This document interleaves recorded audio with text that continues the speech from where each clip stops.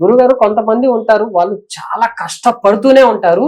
అయినా కానీ అది ఉద్యోగం పరంగా అయినా, బిజినెస్ పరంగా అయినా, ఏదైనా ఏ ఫీల్డ్ లో వెళ్ళినా కానీ వాళ్ళు ఎదగలేరు, చాలా కష్టపడతారు. వాస్తవం.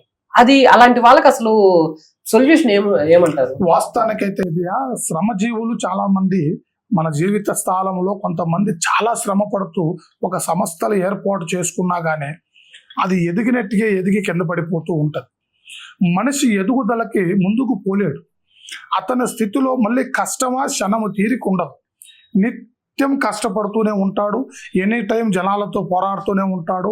అతను కొన్ని విధాలుగా ముందుకెళ్ళాలని ఎంత కష్టపడ్డా కానీ గొర్రెకి బెత్తడి తోక మాదిరిగానే ఉంటది.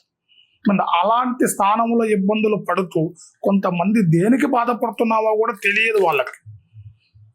వాస్తవానికైతే దైవారాధన చేస్తూ ఉంటారు, భగవంతుని కొలుసుకొని అన్ని రకాలుగా నడవడి చేస్తూ ఉంటారు, కష్టపడి ముందుకెళ్తూ ఉంటారు. కానీ వెళ్ళే వాళ్ళల్లో కూడా కొన్ని స్థితిగతులు వెనకలాగుతూ ఉంటాయి.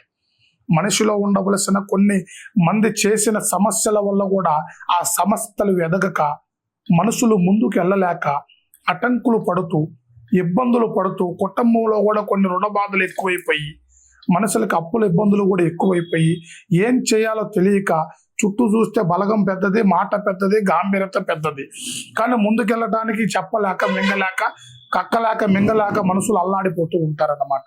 అలాంటి వాళ్ళల్లో కొన్ని గ్రహస్థితులు సంభవించి మనిషిని అతని చేతులతో అతని జీవితాన్ని కాల్చుకునే స్థితికి వెళ్ళిపోతాడు. అది ఎందువల్ల వెళ్ళిపోతాడు?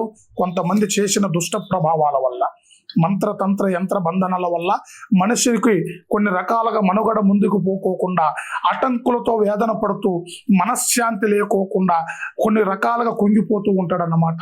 ఆ సమస్త ఎదగదు, కొన్ని రకాలుగా ఇంప్రూవ్మెంట్ కాలేడు, అనుకున్న దాన్ని రీచ్ కాలేడు. ఏం చేయాలో తెలియదు, భార్యల బిడ్డలకు కూడా చెప్పుకోలేని బాధలు, చుట్టుపక్కల చూస్తే అప్పుల బాధలు కొన్ని ఎక్కువైపోతూ ఉంటాయి, మనసులలో వేదన ఎక్కువైపోతూ ఉంటుంది. అలాంటి వేదన ఉండవలసిన వాళ్ళకి మనం ఒక మంచి చక్కటి పరిష్కారాన్ని ఏర్పాటు చేసి వాళ్ళలో ఎలాంటి నడవడి చేస్తే బాగుంటుంది, మీకు ఎలాంటి ఆయుధాన్ని ఇస్తే యుద్ధం చేయగలుగుతారు, ఎలాగ ముందుకు వెళ్ళగలుగుతారు, నీలో ఉండవలసిన సమస్త గ్రహస్థితి ఎలా చక్కబడుతుంది, నువ్వు ఏం చేస్తే ముందుకు వెళ్ళగలుగుతావు, మళ్ళీ నీ సంస్థని ఎలా డెవలప్ చేయగలుగుతావు అనేది మనం చక్కటి ఆలోచనను చేసి చక్కటి పరిష్కారాలను వాళ్ళకి ఇచ్చి వాళ్ళ జీవిత చక్ర పోరాటం ఎలా నడుస్తుందనేది మనం గమనించి ఆయన ఏం చేస్తే బాగుపడతాడో కూడా మనం పరిశీలించి వాళ్ళకి మంచి మార్గాన్ని మంచి సంస్థని మనం ఇంప్రూవ్మెంట్ చేయొచ్చయ్యా.